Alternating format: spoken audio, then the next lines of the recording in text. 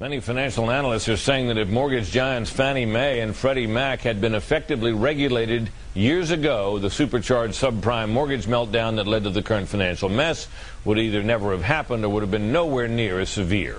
Chief White House correspondent Brett Baer rejoins us now to examine the timeline. What were those warning signs? Who raised them and who disputed them? The Bush administration raised red flags starting in April 2001. The 02 budget request declares that the size of mortgage giants Fannie Mae and Freddie Mac is, quote, a potential problem because financial trouble in either one of them could, quote, cause strong repercussions in financial markets. In 2003, the White House warning about Fannie and Freddie was upgraded to a systemic risk that could spread beyond just the housing sector.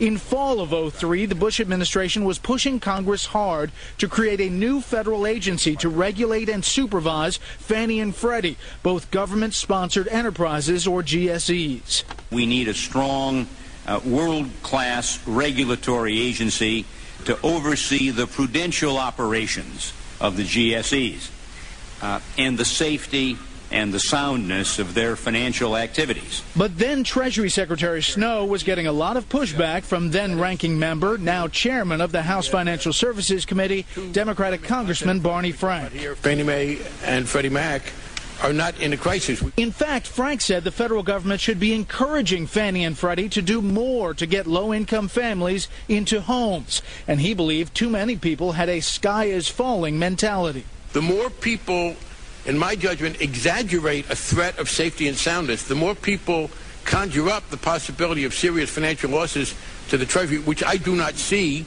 I think we see entities that are fundamentally sound financially and withstand some of the disaster scenarios. And even if there were a problem, the federal government doesn't bail them out. But the more pressure there is there, then the less I think we see in terms of affordable housing. The legislation was blocked. In 2005, Fed Chairman Alan Greenspan added his voice on Fannie and Freddie after Fannie leaders admitted major accounting screw-ups. Quote, enabling these institutions to increase in size, and they will once the crisis in their judgment passes, we are placing the total financial system of the future at a substantial risk. Adding later at another hearing on the topic, if we fail to strengthen GSE regulation, we increase the possibility of insolvency and crisis. But the two mortgage giants had staunch defenders. Democratic Senator Charles Schumer said, quote, I think Fannie and Freddie over the years have done an incredibly good job and are an intrinsic part of making America the best housed people in the world. If you look over the last 20 or whatever years, they've done a very, very good job. Senator John McCain co-sponsored legislation pushing for regulation, delivering a speech on the Senate floor in 2006. Quote, for years I have been concerned about the regulatory structure that governs Fannie Mae and Freddie Mac. And the sheer magnitude of these companies and the role they play in the housing market, the GSEs need to be reformed without delay.